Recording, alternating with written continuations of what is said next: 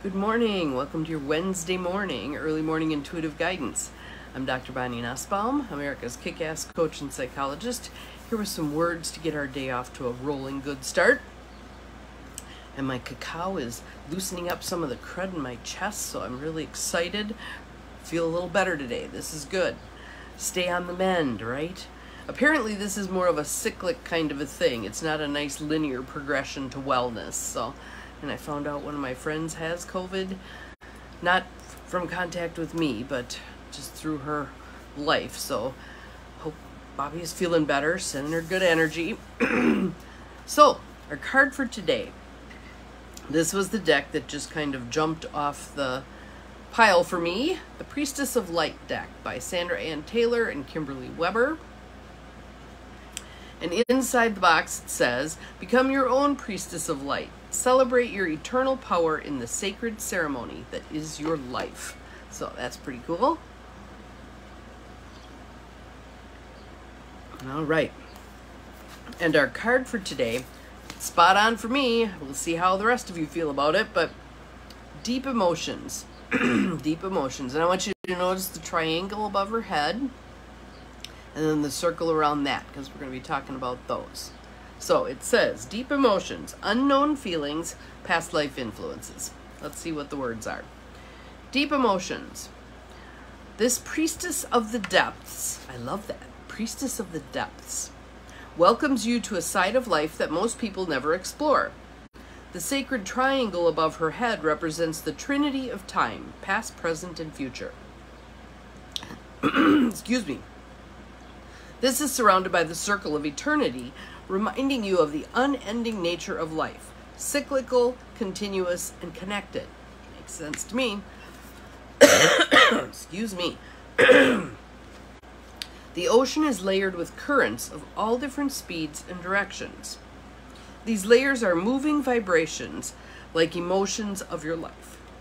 It's time to understand your patterns of motivation and reaction and recognize how you are affected by things going on beneath the surface.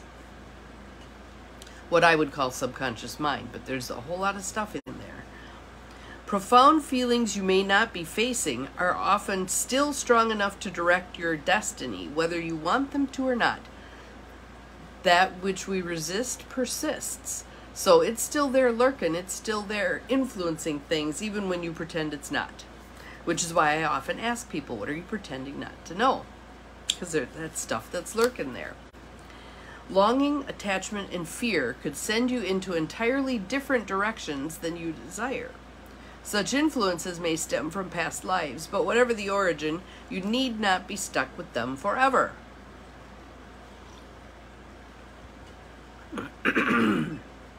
Look honestly at the patterns of your life to identify the undercurrents of emotion that are misdirecting you.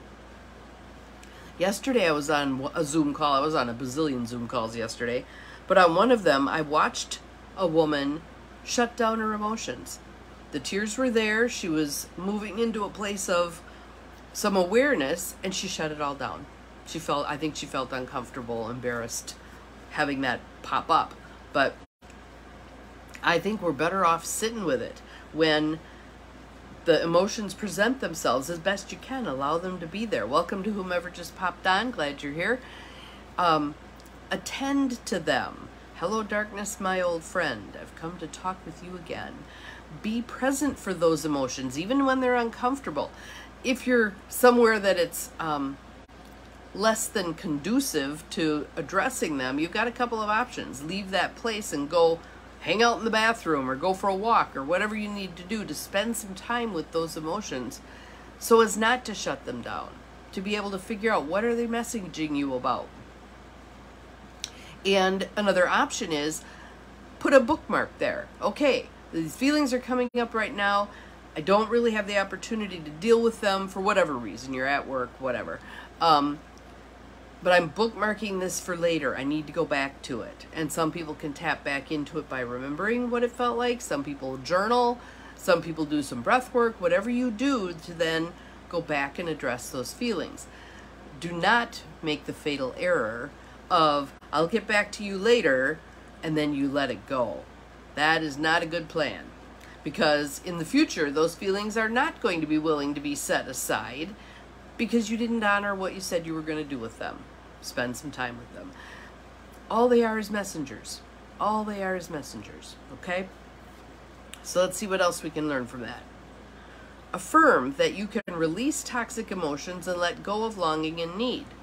Call upon your own eternal spirit to help you navigate these depths of feeling and influence. Really, I think it's as simple as the breath. That when you continue just focusing on your breath, getting the breath moving, allowing the emotions to move through, do whatever they need to do, just keep the breath moving. That's your piece of the equation.